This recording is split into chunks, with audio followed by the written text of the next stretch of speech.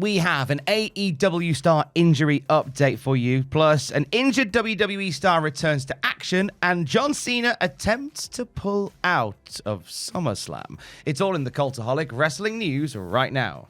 William Ospreay. Bless Big Willie.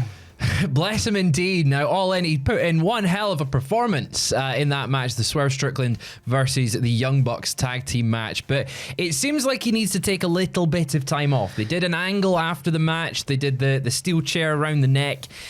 Or, sorry, in the main event, he came down running in and they had the steel chair around the neck. And it looks like this is to cover and give him time off for an injury. Now, the Wrestling Observer newsletter reporting Ospreay has been hurting for a while. And the idea for a while was to go through All In and then get some time off to rest. Now, his injuries, according to this report, have ended up being worse than they originally thought. And there is no current time frame on how long he will be out of action for.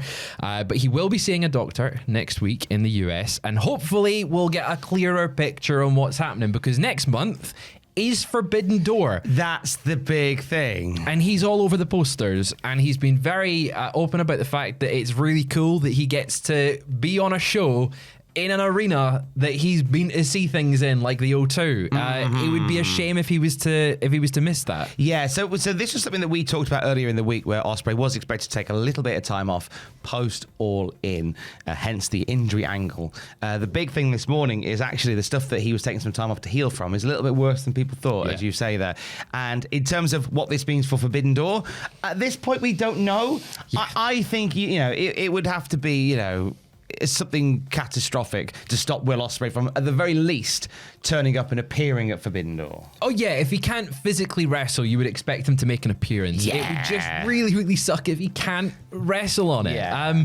Hopefully this is as much as they're saying it's worse than they thought, hopefully this doesn't take him out of the ring for that long. Hopefully it's a quick recovery. I mean, the man's work rate is incredible. Like, if you watch, even if you're not a fan of his style of wrestling, he puts in the work. And I feel like he maybe just needs a couple weeks where he's not flying back and forward to the States, so that he can actually have a lie-in and rest and not be in two different time zones. So hopefully we'll see him back in the ring very, very soon. Hopefully at Forbidden Door in a month. Just, 5 weeks time?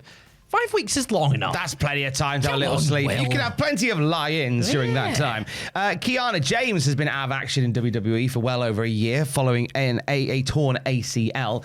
She turned up last night at the SmackDown taping. She did indeed. As you can see from the image behind us right now, she was in the background of a shot. She was there. It's very hard. I've tried to enhance, like in classic films where they go enhance, and it's not done a great job. Never but that is noticed her this background in before.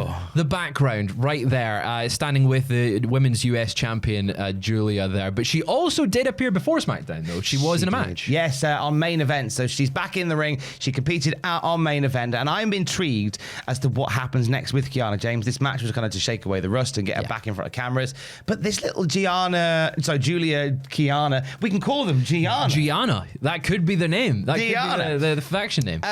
Kiana James and Julia potentially forming a little alliance there, I think, is a great way to bring Kiana James back in a real feature role as maybe as Julia's sort of lackey, head bump taker type situation. There's something there, maybe. Just to feed, to not have to do as much. Hey, to get to me, you've got to go through her. I'll be interested to see, because obviously 13 months on the shelf, that's a very, very long time. She got to the main roster and then has done nothing because of that injury. So we don't actually know what Kiana James is like on the main roster. We know what she was like in NXT, but we've never really experienced what she can be on the main roster.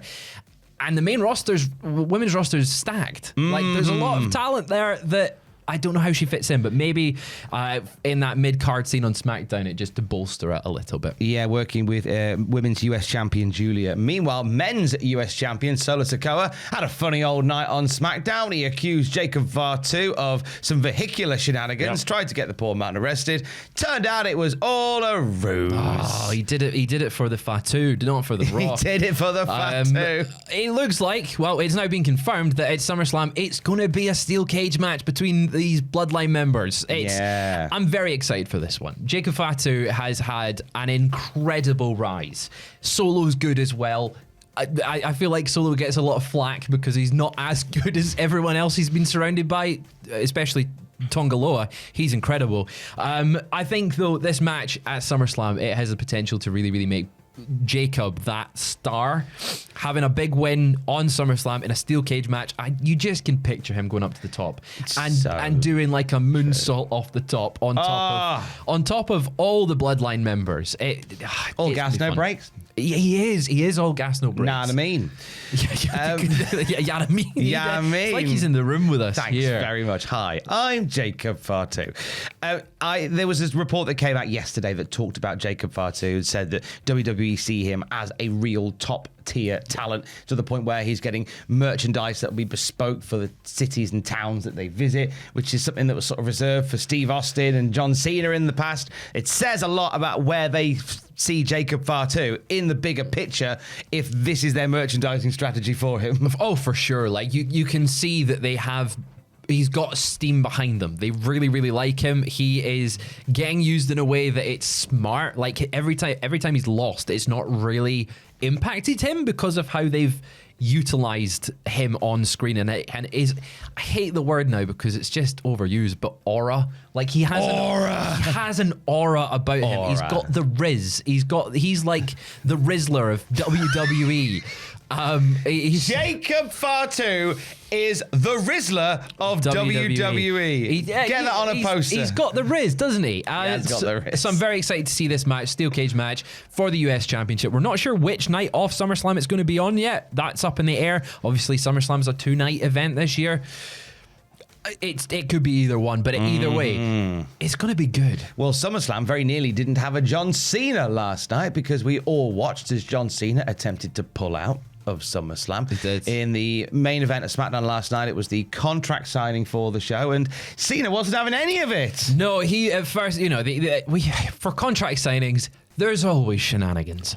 Someone almost always goes through a table, and last night's SmackDown was kind of no different because John Cena was like, "Hey Cody, I've got movie commitments. I can't be at SummerSlam. I can't be there. I'm really sorry." Very apologetic. It bums me out too. Tired out John Cena. Yeah, he was like, "Look, guys, I'm gonna have to pull out. Always pull out. You want to make sure that I've got movie commitments. I can't be there at SummerSlam." Cody is obviously gutted. He's gutted. But he's saying we could do it in Perth. We could do it in Paris.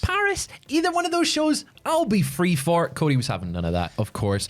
Now, this is where we come into we may need a lawyer on this. Yeah, so John Cena attempted to leave without signing the contract. Cody brings him back, beats him up, puts him on the table, and Cody does a lovely splash off the top rope while holding the contract. Holding the contract, which is +5 damage. Beautiful. Through the table.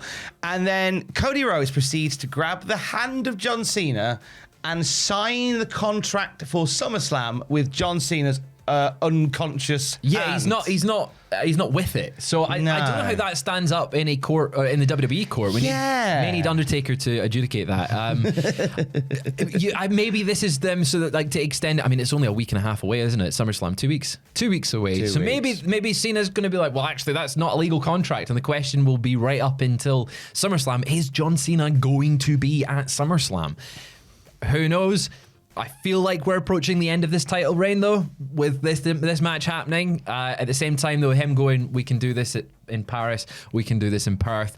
Maybe that is giving us a little tease of, we're getting Cody Cena a couple times potentially into the latter half of the year. But Cody Rhodes also confirmed that the contract that John Cena did not maybe sign was for a street fight at SummerSlam. Yeah. So should this contract be legally binding? But mind you, this is wrestling. The same place where AJ Styles interrupted the renewal of the vows of Kurt and Karen Angle, jumped in and said "I do," and was therefore and then legally married to Karen Angle. Well, that's how things work. Of course, did that not happen at your wedding?